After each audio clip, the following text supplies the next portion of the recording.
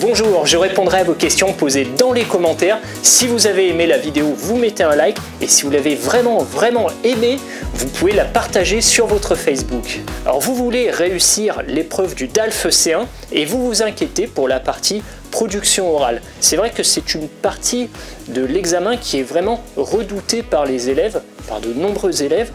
Mais certains pourtant semblent vraiment à l'aise et ils arrivent à avoir une note qui est de 20 ou 21 sur 25. Ces gens-là, on se demande vraiment comment ils ont fait. Ils ont l'air vraiment à l'aise et ils ont l'air de l'avoir fait tout à fait tranquillement, comme s'ils étaient passés voir un ami. Alors aujourd'hui, je vais vous donner des éléments qui vont vous permettre d'être un peu plus à l'aise à l'oral et qui vont vous permettre d'améliorer votre expression orale. Alors on ne va pas parler de contenu. Le contenu, c'est vraiment ce que vous trouvez sur mes cours. Mais je vais vous parler de la mise en forme. À l'écrit, c'est vrai qu'on a la sécurité. Si on s'est trompé dans une phrase, on peut tout à fait l'effacer et la réécrire. On peut réfléchir aux mots qu'on va écrire et on peut vraiment donner du style à notre écrit. Par contre, à l'oral, une fois qu'on a parlé, c'est terminé, on ne peut pas revenir sur ce qu'on a dit. Donc je vous rappelle, l'examen, c'est vraiment 1 heure de préparation. Il faut lire les textes, il faut comprendre, dégager des idées principales et établir un plan d'argumentation et pouvoir discuter pendant une quinzaine de minutes face à l'examinateur. L'examinateur ensuite vous posera quelques questions qui sont plus ou moins complexes selon ce que vous aurez dit. Votre présentation sera ensuite suivie de quelques questions, d'une quinzaine de minutes de questions de la part de l'examinateur. Alors pour faire passer un message, on a à la fois le contenu du message, mais on a également la mise en forme. À l'écrit, il faut savoir que ce message compte pour 70% et la mise en forme pour seulement 30%. En revanche, à l'oral, c'est l'inverse. Le message compte pour 30% et c'est la mise en forme qui compte pour 70%.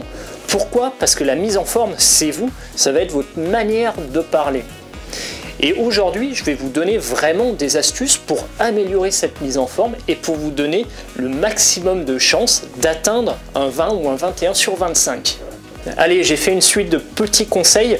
Donc le premier que je veux vous donner, c'est d'avoir tout simplement une tenue convenable. Alors, je ne vais pas vous demander de mettre un costume comme moi avec une cravate. Non, on ne va pas jusque-là. Mais en tout cas, ayez des vêtements qui soient propres et repassés. N'ayez pas des vêtements qui soient déchirés ou des bijoux trop extravagants. Une mauvaise tenue va entraîner l'examinateur à avoir un préjugé défavorable à votre égard. Et c'est certainement pas vous. Alors attention, la tenue, c'est pas officiel. Il n'y a pas de note qui va dire tiens, la tenue, il a 4 ou il a 5. Non, c'est pas ça. Mais simplement par respect pour les personnes qu'on vient voir, on va essayer de mettre des vêtements propres, des vêtements qui soient classiques, un pantalon, un t-shirt, une chemise éventuellement. Et voilà, on s'habille simplement. Allez, deuxième conseil que je vous donne, c'est le sourire. L'examinateur, quand il voit quelqu'un sourire, ça change. C'est vrai que la plupart des candidats sont assez stressés et ils ne pensent plus à sourire, ils vont vraiment réfléchir à ce qu'ils vont dire. Et si vous avez naturellement un sourire, ça engage l'examinateur à se dire « Oh, c'est agréable d'être avec lui ». Et du coup, il est plus positif à votre égard et il aura tendance à vous mettre un petit demi-point de plus ou un point de plus peut-être. Allez, le troisième point, c'est pas facile peut-être pour certains d'entre vous, car c'est un problème de culture. Donc en France, quand on s'adresse à quelqu'un, on le regarde droit dans les yeux, comme je fais là avec vous. Et c'est vrai que si on voit une personne qui regarde en bas quand elle parle, ça fait vraiment timide et ça fait, voire même, pas très poli pour certaines personnes. Donc je vous conseille vraiment, même si c'est difficile pour vous, parce que peut-être dans votre culture, vous n'avez pas l'habitude de regarder les adultes dans les yeux, je vous conseille vraiment de regarder l'examinateur et s'ils sont plusieurs, essayez de passer de l'un à l'autre tout au long de votre conversation. Alors, vous n'êtes pas obligé de les fixer vraiment tout le temps, mais en tout cas, vous pouvez, dans la majeure partie du temps, les regarder. Et puis de temps en temps, vous pouvez réfléchir en regardant un peu en l'air peut-être, et revenir sur l'examinateur. En tout cas, c'est important de garder ce contact visuel qui fait que vous êtes avec l'examinateur, vous voulez le convaincre, donc vous le regardez. Quatrième point sur lequel je souhaite vous amener, c'est de mettre des gestes dans votre discours. Alors il suffit de regarder mes vidéos pour s'en convaincre. C'est vrai que si je parlais comme ça, eh ben oui, effectivement, on a les explications, on a le contenu du message. Par contre, c'est vrai que si j'ajoute vraiment des gestes, ça amène quelque chose. Alors les gestes, c'est vraiment le point bonus, hein. Vous voyez que la plupart des candidats, bon, il y en a quelques-uns qui vont sourire, il y en a d'autres qui ne vont pas sourire. Et dans ceux qui sourient, en principe, il y en a très peu qui mettent des gestes dans ce qu'ils disent. Et même dans ceux qui ne sourient pas. Et si vous rajoutez quelques gestes, vous allez voir que votre discours va devenir beaucoup plus fort pour l'examinateur. Et il sera donc sensible à cette gestuelle et il sera favorable à votre égard en vous mettant peut-être quelques points supplémentaires. Le point suivant, c'est de mettre des pauses dans votre discours.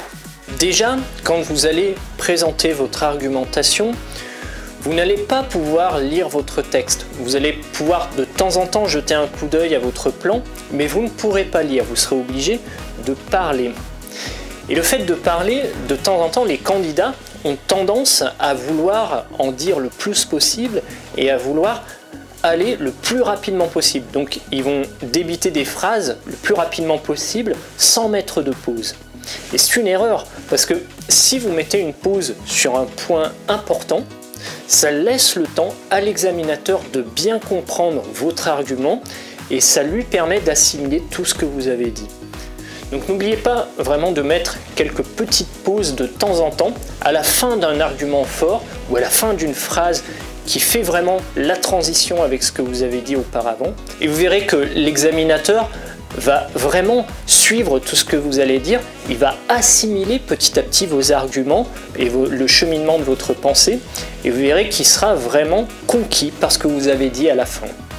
Allez, dernier point qui est vraiment le plus difficile, c'est vraiment un travail de professionnel, c'est de mettre une tonalité dans les phrases et dans les mots. C'est-à-dire, on va par exemple accélérer le discours quand on va vouloir présenter plusieurs arguments à la suite, ou au contraire, on va vouloir le ralentir pour amener un argument fort sur la table. Et vous voyez, le fait d'accélérer ou de ralentir le discours fait qu'on porte l'attention sur certains points. Et ça, dans votre discours, ça doit se ressentir. Si vous arrivez à mettre vraiment de la tonalité dans tout ce que vous dites, vous allez voir que votre discours va être fort, l'examinateur va être vraiment waouh, subjugué, quel orateur. Donc vous voyez, la tonalité des phrases, le rythme, c'est quelque chose qui se travaille vraiment jour après jour, c'est assez difficile. En tout cas, si vous regardez certaines émissions de télé, vous verrez que certaines personnes, on a envie de les écouter tout simplement parce qu'elles ont une rythmique de parole, elles ont vraiment une tonalité qui est très intéressante et on a envie de les écouter jusqu'au bout. Donc voilà, j'espère que ces quelques conseils vous aideront à passer votre oral du DALF C1. En tout cas, si vous avez des questions, n'hésitez pas à les poser dans les commentaires et moi je vous dis à très bientôt dans une prochaine vidéo.